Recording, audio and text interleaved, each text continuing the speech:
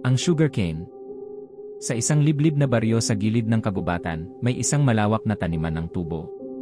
Ang mga matataas na puno ng tubo na parang mga higanting haligi na sumasayaw sa hangin ay nagtatago ng lihim sa dilim ng gabi.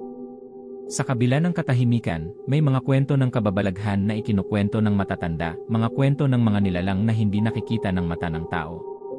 Ngunit ang mga bata ay hindi natatakot, kaya't isang grupo ng 6 na kabataan, sina Marco, Lara, Ben, Tala, Jovi, at Kai, ang nagpasya na pasukin ang taniman ng tubo at tuklasin ang madilim na sulok ng lugar. Habang naglalakad sila sa ilalim ng mga matatayog na tubo, naramdaman nilang nagiging mabigat ang hangin at ang paligid ay nagsimulang magdilim. Ang bilis magbago ng panahon, sabi ni Jovi, ngunit walang sumagot sa kanya. Ang mga hakbang nila ay halos hindi marinig, ang bawat tunog ay parang nalunod ng malalim na katahimikan. Wala tayong makita, wika ni Tala, pero parang may mga mata sa paligid.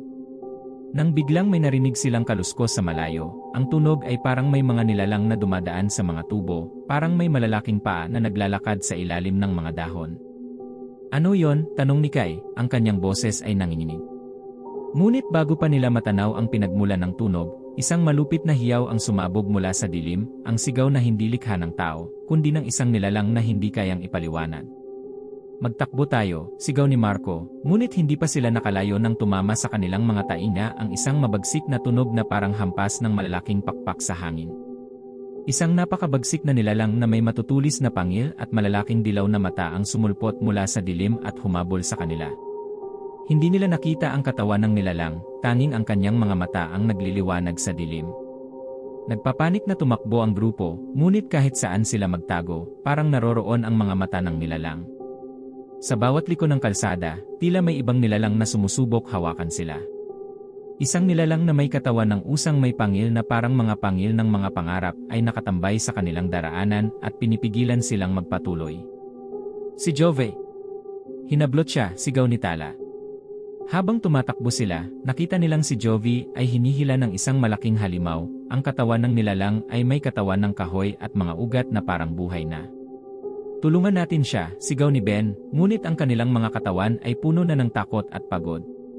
Ang mga nilalang ay hindi tumigil, patuloy silang humahabol, ang kanilang mga anino ay patuloy na sumusunod sa bawat hakbang nila. Dahil sa mga nilalang na ito, hindi na tayo makakalabas, sabi ni Kai habang ang kanyang mga mata ay puno ng takot. Tinatago nila tayo sa ilalim ng mga tubo. Habang ang grupo ay tumatakas, nagpatuloy ang mga sigaw ng mga bata. Lumingon sila at nakita nilang si Ben ay tinatanggal na ang kanyang sapatos, habang tinatangkang takasan ang isang nilalang na lumitaw mula sa dilim. Si Lara at Marco ay nagtakbuhan patungo sa isang madilim na bahagi ng kagubatan, ngunit sa kabila ng lahat ng kanilang pagsusumikap, tila hindi sila makalabas. Isang nilalang na may matutulis na pangil at dilaw na mata ang humabol kay Marco. At sa huli, isang masaklap na sigaw ang umabot sa hangin. Hanggang sa wala nang natirang buhay sa taniman ng tubo, at ang mga kwento ng kanilang mga kaluluwa ay nagsimula ring maglaho na parang nawala sa ilalim ng mga madilim na tubo. Wala nang nakakaalam kung saan sila napunta, kundi ang mga kwento ng mga nilalang na patuloy na nag-aabang sa dilim ng gabi.